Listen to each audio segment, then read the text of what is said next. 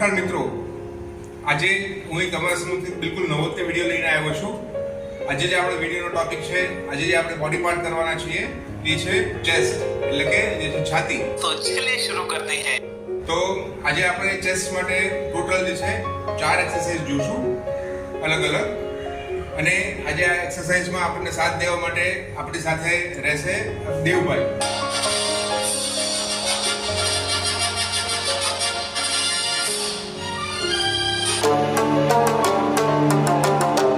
સૌપ્રથમ આપણને આ એક્સરસાઇઝ કરવા માટે એક આ પ્રકારની બેન્ચની જરૂર પડશે કે જે એડજસ્ટેબલ બેન્ચની જરૂર પડશે. અને બીજું જે જરૂર પડશે તે જે છે એ ડમ્બેલ છે. તો આ બે વસ્તુનું આજે આપણને ઉપયોગ કરીને આ એક્સરસાઇઝ આપણે પરફોર્મ કરશું. સૌપ્રથમ જે આપણે એક્સરસાઇઝ પરફોર્મ કરશું, સૌથી પહેલો સ્ટેપ જે છે તો તે છે ફ્લેટ બેન્ચ પ્રેસ. એક્સરસાઇઝ કરવા માટે આપણો જે પોસ્ચર રહેશે, બોડીનો જે પોસ્ચર કહેવાય, પોઝિશન, તો તે જે છે એ ચેસ્ટ અપ, એટલે કે ચેસ્ટ અપ રહેશે, કોર ટાઈટ, શોલ્ડર બેક, અને જે આપણે બેક કહેવાય તો એમાં એક પ્રકારનું આર્ક ટાઈપનું શેપ બનશે. એટલે કે કોર જે છે એ અપ રહેશે અને બેક થોડીક અંદર સાઈડ રહેશે.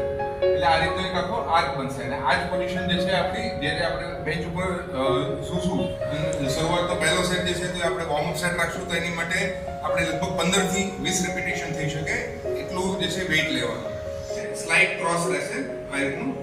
અને ત્યારબાદ હવે પ્રોપરલી સ્લોલી ડાઉન જવાનું. નીચે આવતી વખતે પણ આપણે કેર રાખવાની, શોર્ટ કરવાનું કે જે આપણે હાથની પોઝિશન છે લગભગ આ રીતનું આટલું સુધી નીચે આવે, લગભગ ચેસ્ટની પાસે રહે. એકદમ નીચે પણ લઈ જવાનું અને બહુ અહીંયા સુધી ઉપર નહીં રાખવાનું કે જેથી કરીને આપણને જે પ્રોપર ચેસ્ટમાં ટેન્શન આવશે, ચેસ્ટ જે છે એ ટેન્શન ફીલ કરશે. તો એટલું નીચે રાખીને ધીરે ધીરે જે છે પછી આપણે અપ જવાનું. અપમાં પણ જે છે ચેસ્ટ જે છે હાથ આપણો આખો સીધો નથી જવો, એટલો બેન્ડ રાખવાનો. માઇનસ ઓફ 10 ડિગ્રી જેટલો જે છે હાથ એલ્બોથી બેન્ડ રહેવો જોઈએ, એટલું જ ઉપર લાવવાનું. અને પછી પાછું નીચે લઈ જવાનું. તો આ જ રેન્જ ઓફ એક્શનમાં આપણે એક્સરસાઇઝ જે છે એ પરફોર્મ કરશું. આપણે પહેલા સેટમાં વોર્મ અપ સેટ સિવાય બીજા 3 સેટ પરફોર્મ કરવાના છે. તો એમાં પહેલો સેટ જે છે લગભગ 50 to 20 repetition, second set 12 to 15, અને થર્ડ સેટ 10 to 12 રિપીટેશન લેવાનું. થર્ડ સેટમાં ધ્યાન રાખવાનું કે રિપીટેશન કરતા સમયે 10 to 12 માં આપણે થોડું ફેલિયર ફીલ કરવું જોઈએ. એટલે કે લાસ્ટ 2 to 3 રિપીટેશન જે છે એ આપણને સારા એવા ડિફિકલ્ટ થવા જોઈએ. સેકન્ડ એક્સરસાઇઝ જે આપણે પરફોર્મ કરશું એ છે incline bench press with dumbbells.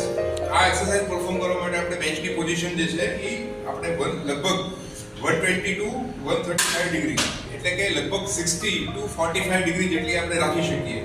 તમે તેને આ પોઝિશનમાં પણ રાખી શકો છો અને એને થોડું નીચે પણ રાખી શકો છો. બંને રીતે રાખી શકાય, એનો કોઈ વાંધો નથી. આપણે જે છે અત્યારે એને 45 ડિગ્રી અથવા તો કે 135 ડિગ્રી ટુ જે ફ્લેટ પોર્શન એટલી ડિગ્રી રાખીને આ એક્સરસાઇઝ આપણે પરફોર્મ કરીએ. સેમ આમાં પણ જે છે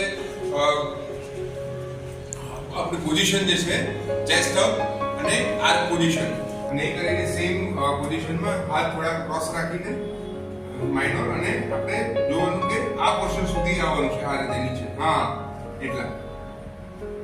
વેરી ગુડ, વેરી ગુડ.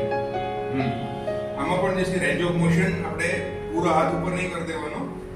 આ રેન્જ ઓફ મોશનમાં જ તે અને સ્લો સ્પીડે slowly down slowly up perform કરવાની.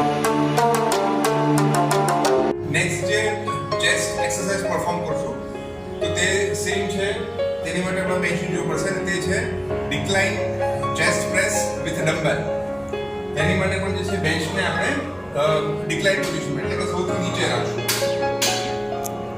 હા, આ રીતે આપણી પોઝિશનમાં બેન્ચને રહેશે. અને આ એક્સરસાઇઝ જે છે તેનાથી આપણું જે મસલ ટ્રીટ થશે એ લોઅર ચેસ્ટ ટ્રીટ થશે. એટલે કે આપણે સમજી શકીએ કે ચેસ્ટનો સૌથી નીચેનો ભાગ છે. અહીંયા જોઈ શકાય છે કે જે બેક જે છે આ જ પોઝિશનમાં છે, હાથ જે છે એ ક્રોસ છે, અને સેમ એક જ રેન્જ ઓફ મોશનમાં અપ ડાઉન કરશું. થોડા હાથ નીચે જવામાં બ્રીથિંગ in બ્રીથ આઉટ, નીચે જતી રીતે બ્રીથિંગ, ઉપર આવતી વખતે બ્રીથ આઉટ. તો આ રીતે પ્રોપર રેન્જ ઓફ મોશનમાં એક્સરસાઇઝ પરફોર્મ કરશું તો આપણને ઘણો ફાસ્ટ ચેસ્ટનો ગ્રોથ જોવા મળશે. 3 set as per overloading capacity. ચોથી એક્સરસાઇઝ જે આપણે પરફોર્મ કરશું તે છે ડમ્બેલ રેઝ. અગાઉ પણ બતાવ્યું તે પ્રમાણે તે બેક જે છે આર્ક શેપમાં અને ચેસ્ટ અપ, શોલ્ડર બેક એ રીતે રહેશે. અપર પોર્શન, કોર પોર્શન જે છે ટાઈટ રાખીને પોઝિશનમાં આવ્યા બાદ હવે આપણે સ્લોલી ડમ્બેલને જે છે લિફ્ટ કરવાના છે.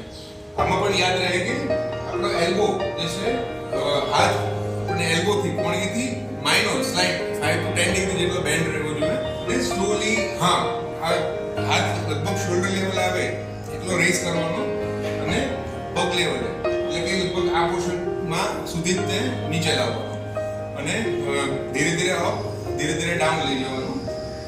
આ રીતે અપ. બીજું એક વસ્તુ, કોઈ પણ એક્સરસાઇઝ પરફોર્મ કરવામાં ધ્યાન રાખવાની, કોઈ પણ એક્સરસાઇઝ જે છે કે ફટાફટ આ રીતે ઝટકા મારીને કે જલ્દી બનાવવાને કે સમય ઓછો છે તેની વજહમાં ગલતી કરીને આ રીતે ફટાફટ પરફોર્મ નહીં કરવાની. તો આપણને જે છે આપણે પર્પઝ માટે કરતા હોઈએ છીએ તેનું પરિણામ નથી મળતું. કે ચેસ્ટની એક્સરસાઇઝ કઈ રીતે આપણે પરફોર્મ કરી શકાય છે અને કઈ રીતે આપણે પરફોર્મ કરીએ તો એમાં આપણને બેસ્ટ રિઝલ્ટ મળે છે. આ પ્રકારનો વિડીયો જો પસંદ આવ્યો છે તો તમે તેને લાઈક પણ કરી શકો છો અને અમારી YouTube ચેનલ જે છે પાવર જીમ તેને તમે સબસ્ક્રાઇબ પણ કરી શકો છો. અને સેમ આ વિડીયો તમે જુઓ અને બીજા સાથે તમે શેર પણ કરી શકો છો.